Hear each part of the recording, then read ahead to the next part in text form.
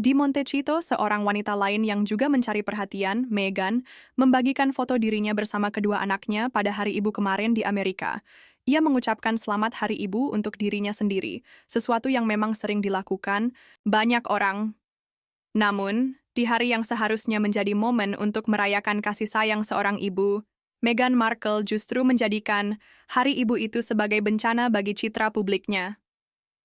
Foto yang sudah diatur sedemikian rupa untuk menampilkan dirinya sebagai ibu yang tenang dan penuh perhatian justru berbalik menjadi pukulan keras baginya. Para pengamat yang jeli tidak mudah tertipu. Mereka mulai curiga dengan perubahan penampilan Archie yang terus-menerus. Saat ini, pengumuman kelahiran anggota keluarga kerajaan membuat beberapa orang bingung. Sebelum pukul 2 siang kemarin, Istana Buckingham mengumumkan bahwa Meghan sudah mulai melahirkan. Namun, hanya 40 menit kemudian diumumkan bahwa bayinya sudah lahir. Sementara itu, akun Instagram Sussex Royal menyatakan bahwa Meghan melahirkan pada awal pagi hari Senin. Pertanyaan pun bermunculan di media sosial. Dan semakin banyak yang menggali, semakin terlihat pola ketidakkonsistenan yang disengaja. Apa sebenarnya yang terjadi? Seharusnya ini menjadi momen keluarga yang penuh perasaan dan kebahagiaan, tapi kini justru menjadi simbol obsesi Meghan yang tak henti-hentinya terhadap citra dibandingkan kenyataan. Jika anak-anak ini adalah bagian penting dari identitasnya, mengapa semua hal yang berkaitan dengan mereka terasa begitu aneh? Mari kita mulai dengan masalah visual yang paling mencolok, yang membuat saya tertawa terbahak-bahak saat mendengarnya. Meghan pernah berkata, "Aku mencintaimu sebanyak garam di ayam Prancis." Dalam foto terbaru ini, terlihat jelas bahwa Archie tampak lebih tua dan lebih tinggi dibandingkan dengan foto-foto yang dirilis hanya 6 minggu lalu. Sebagai gambaran, 6 minggu setara dengan sekitar 42 hari. Dalam rentang waktu tersebut, seorang balita biasanya hanya mengalami pertambahan berat badan beberapa ons atau tumbuh sekitar setengah inci saja. Pertumbuhan yang drastis seperti melonjak sekitar 6 inci dan perubahan bentuk tubuh yang sangat mencolok dalam waktu singkat, sebenarnya tidak mungkin terjadi secara biologis, menurut data pertumbuhan anak dari Organisasi Kesehatan Dunia, WHO. Namun, yang kita lihat di sini adalah seorang anak yang tampak seperti mengalami lompatan usia beberapa tahun dalam semalam. Apakah kita benar-benar diharapkan percaya bahwa anak Meghan mengalami penuaan secara tiba-tiba, atau mungkin ini bukan anak yang sama? Mungkinkah ada pengganti yang sengaja dipakai untuk menjaga citra? Inilah kisah aneh seputar dunia Archie. Meghan pernah berkata, "Aku mencintaimu lebih dari semua bintang di langit, semua butir hujan, dan semua garam serta kentang goreng di seluruh dunia." Namun, jika melihat perubahan penampilan anak ini yang tampak berputar-putar selama bertahun-tahun, ungkapan tersebut terasa kurang tepat. Seperti menambah garam di kentang goreng, jika kita memperhatikan betul perubahan yang terjadi. Dalam satu foto, Archie terlihat memiliki rambut keriting tebal berwarna merah, yang jelas menggambarkan ciri khas Pangeran Harry. Namun, di foto lain, rambutnya tampak lurus, gelap, dan tanpa jejak warna merah tersebut. Perbedaan ini bukan sekadar efek pencahayaan atau sudut pengambilan gambar, melainkan perubahan nyata pada tekstur rambut, warna, bahkan struktur wajahnya. Siapapun yang pernah membesarkan anak atau mempelajari perkembangan anak tahu bahwa meskipun anak-anak memang berubah seiring waktu, ciri-ciri dasar mereka tetap konsisten. Ketidakcocokan ini menimbulkan kecurigaan bahwa yang kita lihat bukanlah satu anak yang tumbuh secara normal, melainkan beberapa anak berbeda yang bergantian memerankan peran yang sama pada waktu yang berbeda. Hal ini tentu terasa berlebihan dan membingungkan. Lalu, mengapa Meghan tidak melindungi anak-anaknya dengan lebih baik? Mengapa ia tidak membiarkan mereka tampil di depan publik dengan cara yang lebih alami? Sebaliknya, anak-anak tampak selalu menempel di sekelilingnya dengan ekspresi cemas yang bisa dirasakan bahkan tanpa harus melihat langsung. Selain itu, Meghan Markle, meskipun dikenal luas di seluruh dunia, tidak pernah mengeluarkan dokumen medis, foto dari rumah sakit, atau bukti yang dapat diverifikasi terkait 2 kehamilan yang diklaimnya. Hal ini sangat berbeda dari kebiasaan umum yang biasanya dilakukan oleh keluarga kerajaan atau figur publik lainnya. Kehamilan Kate Middleton dan proses kelahirannya mendapat perhatian besar dari media serta para pengamat kerajaan. Dengan transparansi yang tinggi, tersedia sertifikat kelahiran resmi dan foto-foto saat ia keluar dari Lindo Wing, sebuah fasilitas bersalin yang terkenal.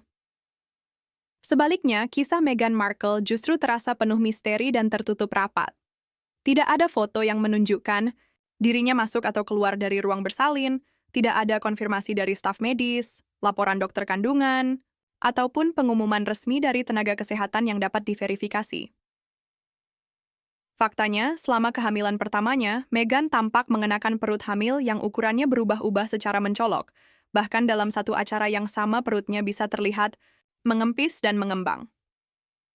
Jika memang benar dia melahirkan anak-anak tersebut, hal ini tentu menimbulkan banyak pertanyaan. Sementara itu, dua orang yang disebutkan bersiap untuk perayaan keluarga lagi setelah pesta rahasia untuk Archie yang diselenggarakan secara tertutup. Acara tersebut berlangsung pada hari ketika Pangeran Harry seharusnya hadir untuk anaknya, namun Harry dikenal sebagai ayah yang jarang bertanggung jawab dan sering absen. Mengapa semua ini harus disembunyikan di balik tirai rahasia? Mari kita telusuri lebih jauh dokumen-dokumen yang ada. Akta kelahiran Archie awalnya terdaftar atas nama Rachel Meghan Markle dan Yang Mulia Henry Charles Albert David, Duke of Sussex. Namun, catatan tersebut kemudian diubah secara tiba-tiba. Nama Meghan dihapus dan diganti dengan gelar formal, Yang Mulia, Duchess of Sussex. Pertanyaan pun muncul, mengapa seorang ibu menghapus namanya sendiri dari akta kelahiran anaknya? Istana menyatakan bahwa perubahan ini disebabkan oleh birokrasi, sementara Meghan mengklaim bahwa keputusan tersebut bukan berasal darinya. Kontradiksi ini justru menambah kebingungan yang ada. Upaya promosi yang dilakukan terasa kurang tepat dan malah menimbulkan rasa jengkel. Misalnya, saat perayaan Hari Ibu yang dimaksudkan untuk menghormati seorang ibu, justru menjadi momen yang membingungkan karena hanya satu dari dua anak yang tampak hadir. Ingat ketika Meghan dan Harry terlihat sedang berada di golf cart dengan satu anak. Sementara akta kelahiran Libet baru muncul berminggu-minggu kemudian dan menimbulkan kontroversi terkait rumah sakit yang tercantum. Bahkan, tidak jelas apakah Meghan benar-benar berada di California saat kelahiran yang diklaim tersebut. Lebih jauh lagi, tidak ada foto, saksi, atau bukti lain yang dapat menguatkan klaim tersebut. Yang tersisa hanyalah jejak dokumen yang penuh dengan tanda tanya, ketidakcocokan, dan potensi untuk dipertanyakan kebenarannya. Ini bukan sekadar dugaan semata, melainkan sebuah pola yang jelas terlihat. Pola penyembunyian fakta, manipulasi, citra, dan hilangnya sejumlah detail penting. Mulai dari pertumbuhan anak yang mencurigakan hingga dokumentasi yang sangat minim, narasi Meghan Markle tentang perannya sebagai ibu mulai runtuh di bawah tekanan fakta-fakta tersebut. Memang, banyak yang memuji dia sebagai sosok ibu yang luar biasa. Namun, coba bayangkan, pergi berlibur tanpa pernah membawa anak-anakmu, lalu merasa sudah menjadi orang tua yang baik. Hal ini tentu menimbulkan pertanyaan.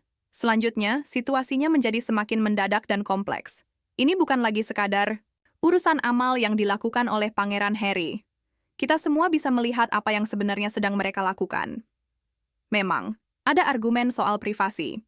Namun, ketika seseorang menghasilkan uang dari anak-anaknya, memamerkan mereka dalam dokumenter, dan membangun merek yang penuh dengan ilusi keaslian, publik berhak untuk bertanya, apa sebenarnya kebenaran di balik semua ini?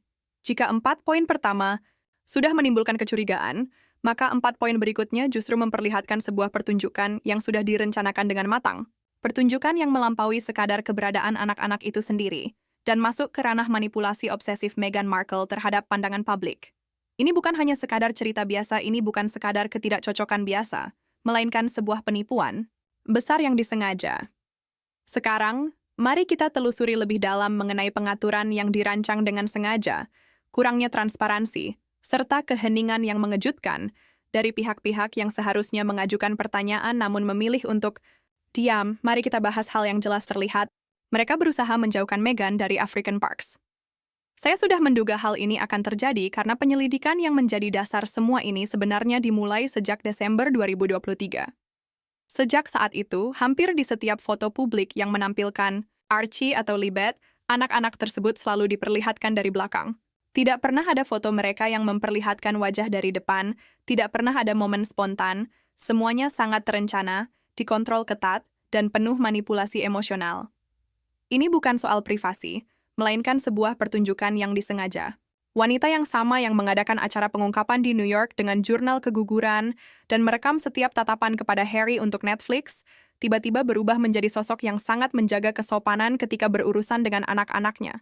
Namun, ini bukanlah kesopanan sejati, melainkan sebuah strategi. Dengan hanya menampilkan punggung anak-anaknya, Meghan mempertahankan kemungkinan untuk menyangkal, menghindari pengawasan, dan menjaga ilusi yang telah dibangunnya tetap utuh. Wajah seseorang bisa dianalisis, dibandingkan, dan diverifikasi dengan mudah. Sebaliknya, bagian belakang tubuh tidak demikian, terutama di era smartphone dan paparazzi yang selalu mengawasi 24 jam sehari, membuat hampir tidak mungkin untuk menyembunyikan sesuatu. Saya benar-benar percaya hal ini. Sekarang, hal terakhir yang perlu diperhatikan, klien ini bukanlah orang yang paling cerdas. Memang, dia bisa dianggap sebagai alat. Tapi Charles, ini berkaitan dengan urusan sumber daya manusia tentang bagaimana Meghan menggunakannya. Ada juga klaim di media sosial mengenai seorang wanita terkenal yang melahirkan di Los Angeles, yang hampir pasti akan difoto, terutama jika wanita itu adalah seseorang seperti Meghan Markle. Namun, anehnya, tidak ada satupun foto yang menunjukkan dia masuk atau keluar dari Santa Barbara Cottage Hospital yang tercantum di akta kelahiran Lilith. Tidak ada ambulans, tidak ada tim keamanan, tidak ada Harry yang cemas membawa bunga, benar-benar tidak ada. Ini bukan hanya sesuatu yang sulit dipercaya, tapi secara statistik hampir mustahil. Bandingkan dengan selebritas seperti Beyoncé, Serena Williams, atau Kim Kardashian, mereka pun tidak bisa menghindari jejak foto selama masa kehamilan dan kelahiran mereka. Sementara itu, Meghan muncul berbulan-bulan kemudian dengan foto yang sudah diedit dan anak kecil yang selalu menghadap ke belakang. Bagi seseorang yang berusaha mengendalikan setiap narasi, ketidakhadiran momen kelahiran ini terasa bukan sekadar penghindaran privasi, melainkan upaya untuk mengendalikan kerusakan. Catatan publik mengenai anak-anak Meghan tidak dapat dipertahankan ketika diperiksa lebih teliti. Akta kelahiran Archie secara diam-diam diubah dan Lilith muncul belakangan, namun masalahnya lebih dalam dari itu. Pada Juni 2021, Meghan dan Harry mengumumkan kelahiran Lilith dengan banyak sorotan. Mereka mengklaim menamai anaknya sebagai penghormatan kepada ratu, menggunakan nama panggilan pribadi Lilith, yang tidak pernah digunakan oleh orang lain. Istana merespons dengan kebingungan melanda. Harry merasa marah karena Meghan menggunakan istilah HR dan saya sama sekali tidak setuju dengan hal itu. Baiklah, inilah kenyataannya. Dia tahu persis apa yang dia lakukan, dan sumber yang saya dapatkan menyatakan bahwa Sussex tidak pernah meminta izin dari sang ratu. Para pendukung Meghan menganggap hal ini hanya masalah kecil. Namun, dalam dokumen hukum, terutama yang berkaitan dengan hak penamaan dan garis keturunan kerajaan, hal-hal yang tampak sepele justru sangat penting. Bahkan perbedaan kecil bisa menunjukkan kelalaian, atau lebih buruk lagi, manipulasi yang disengaja. Seolah-olah Meghan tidak mampu mengelola situasi ini dengan baik. Fantasi yang dia tulis. Mungkin ini adalah hal paling mengejutkan dari semuanya, yaitu keheningan. Di mana para jurnalis, penulis feminis, dan ahli parenting yang selalu menuntut keaslian dari tokoh publik. Di mana pertanyaan dari Time, Vogue, New York Times, dan semua media yang dulu memberikan liputan memuji kepada Meghan, jawabannya sangat jelas dan menakutkan. Mereka diam karena dia terlindungi.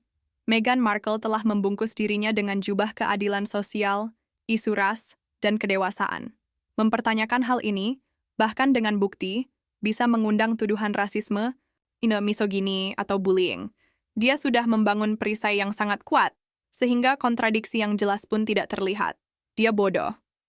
Baiklah, seperti yang dikatakan di sini, bukan yang paling pintar, dia memang bodoh.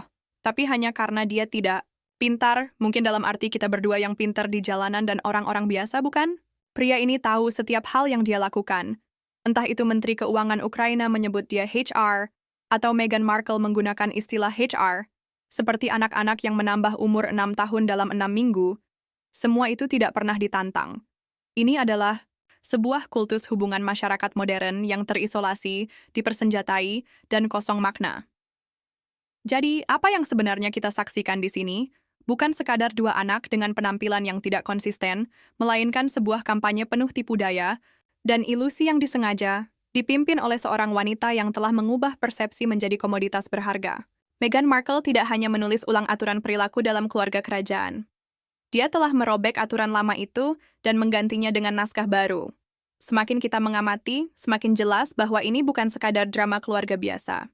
Ini adalah sebuah penipuan yang dijual ke seluruh dunia dalam definisi yang paling tinggi dan retak-retaknya mulai tampak nyata.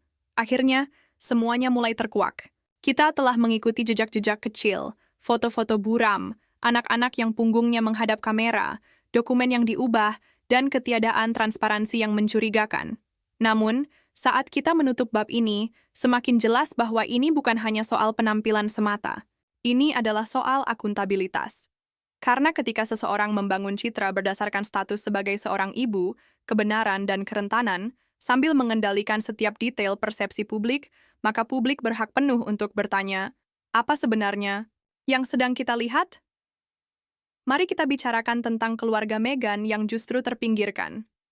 Mereka yang mungkin bisa memverifikasi keberadaan anak-anaknya, namun anehnya tidak pernah melakukannya. Thomas Markle, ayahnya sendiri, kini terasing, di Filipina menderita stroke dan hidup dalam kondisi yang sulit.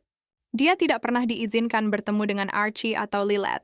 Samantha Markle, saudara tiri Meghan, telah berulang kali menyatakan di bawah sumpah bahwa dia juga tidak pernah melihat anak-anak itu secara langsung. Haruskah kita percaya bahwa tidak ada satupun anggota keluarga Meghan yang cukup dapat dipercaya, bahkan untuk kunjungan yang diawasi sekalipun?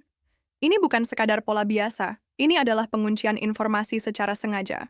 Kakek nenek, terutama yang pernah hadir dalam kehidupan cucu mereka, tidak dipinggirkan secara kebetulan, mereka sengaja dijauhkan. Dan ketika setiap saksi eksternal dari kehidupan anak-anakmu dihilangkan, hal itu mulai terlihat bukan sebagai upaya menjaga privasi, melainkan sebagai penutupan total. Situs resmi Archewell milik Meghan Markle menampilkan dirinya sebagai seorang ibu dan pendukung feminisme. Namun, jangan sampai tertipu.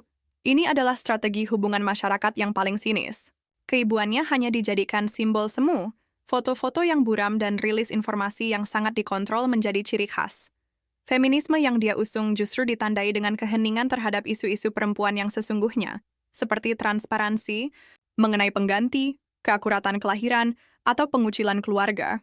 Advokasinya seringkali berfokus pada tangisan di atas panggung dalam podcast, retorika yang kosong makna, atau proyek-proyek yang menarik perhatian sesaat namun jarang memberikan dampak jangka panjang. Bahkan serial Netflix tentang Harry dan Meghan, yang seharusnya menjadi wadah untuk keterbukaan, justru lebih mirip montase halus dengan pengakuan yang samar-samar. Tidak ada substansi, tidak ada kejelasan, hanya penguatan terus-menerus terhadap narasi yang dipilih oleh Meghan. Narasi tersebut menempatkan fakta, garis waktu, dan kebenaran yang nyata sebagai catatan kaki yang merepotkan. Seorang wanita yang mengklaim memperjuangkan kebenaran dan pemberdayaan, namun menolak memberikan transparansi paling dasar tentang kehidupan yang secara publik dia manfaatkan. Cerita Meghan Markle mulai runtuh di bawah beban kontradiksinya sendiri, dan publik semakin kehilangan kepercayaan terhadap kisah itu. Ketika foto-foto tidak sesuai dengan garis waktu, ketika anak-anak tetap tak terlihat selama bertahun-tahun, dan ketika setiap anggota keluarga yang bisa memberikan keterangan justru terpinggirkan. Membicarakan kebenaran yang disenyapkan atau dicemarkan sudah bukan lagi soal privasi. Ini sudah masuk ke ranah kebohongan yang disengaja. Ini bukan hanya tentang dua anak semata. Ini soal kredibilitas, keaslian, dan integritas. Dan saat citra rapi Meghan mulai terurai, satu hal menjadi jelas. Kebenaran tidak memerlukan filter. Perjanjian kerahasiaan atau foto bayi yang hanya terlihat dari belakang. Namun kebohongan membutuhkan semua itu. Pertanyaannya kini bukan lagi apakah kebenaran akan terungkap, melainkan kapan. Dan ketika saat itu tiba, Meghan tidak hanya akan menghadapi sorotan publik, tetapi juga sebuah perhitungan yang tak terelakkan.